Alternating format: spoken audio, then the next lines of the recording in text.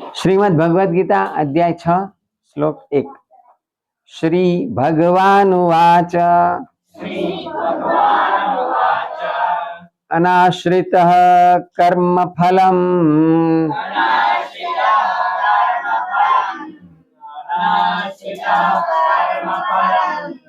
શ્રિત ત પછી વિસર્ગ છે, વિસર્ગનો ઉચ્ચાર સ્પષ્ટ થવો જોઈએ.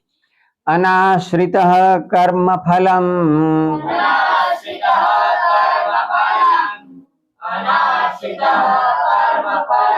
કાર્યં કર્મ કરોતિ યહ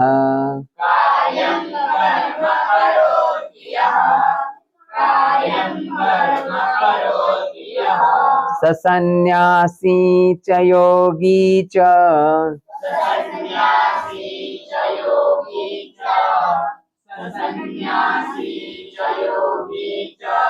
ન નિરગ્નિર્ન ચાક્રિયઃ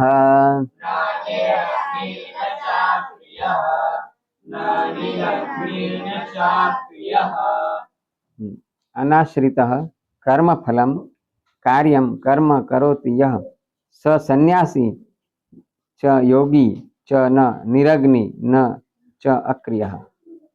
આવો એનો અન્વય છે. ભાષાંતર અનુવાદ. ગુરુ તમારે બે જુદા પડવાનું, ભેગા નહીં રહેવાનું. ચાલ દોલા ખૂણે જતો ચાલ. યહ બોલો, યહ જે માણસ કર્મ ફલમ અનાશ્રિત, કર્મના ફળનો આશ્રય લીધા વગર કર્મ કરવાનું, ફળની આશા નહીં રાખવાની. કાર્યમ કર્મ કરોતિ, કરવા યોગ્ય કામ કરોતિ કરે છે. સહ તે સંન્યાસી, તે સંન્યાસી છે. સંન્યાસ એને લીધો હોય કે ના લીધો હોય, ભગવા કપડા પહેર્યા હોય કે ના પહેર્યા હોય, એનાથી કોઈ મતલબ નથી. જે ફળની આશા રાખ્યા વગર જે કરવા યોગ્ય કામ કરે એને સંન્યાસી કહેવાય, એવું ગીતા કહે છે. ચ યોગી, ચ એટલે યોગી, તે યોગી છે, તે સંન્યાસી છે, તે યોગી છે. ચ નિરગ્નિ, નિરગ્નિ એટલે અગ્નિનો ત્યાગ કરનારો. ન સંન્યાસ, અગ્નિનો ત્યાગ કરે છે ને જે, તે સંન્યાસી નથી એમ કે છે. એવું જ લખ્યું, બધાને એવું જ લખેલું. સામાન્ય રીતે સંન્યાસી જે હોય ને એ અગ્નિમાં રાંધેલું ખાતા નથી.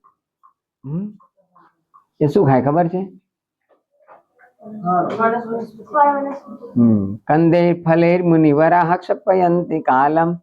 કંદમૂળ ખાય ને ફળ ખાય. એટલે અગ્નિનો ત્યાગ કરનારો યોગી નથી, અરે સંન્યાસી નથી. અને અક્રિય, માત્ર જે ક્રિયાઓનો ત્યાગ કરે એ પણ સંન્યાસી નથી. અત્યારે બધા લોકો સંન્યાસી કોને ગણે? જે સંસાર છોડી દે, બરાબર, ભગવા કપડા પહેરી લે, સંસારમાં જે કમાવાનું એ જે બધી જવાબદારીઓ બધી છોડી દે એને સંન્યાસી ગણે છે. ગીતા એને સંન્યાસી ગણતી નથી. ગીતા અગ્નિને છોડવા વાળાને કે કર્મ છોડવા વાળાને સંન્યાસી ગણતી નથી, ના પાડે છે. એ સંન્યાસી નથી. કોણ છે સંન્યાસી?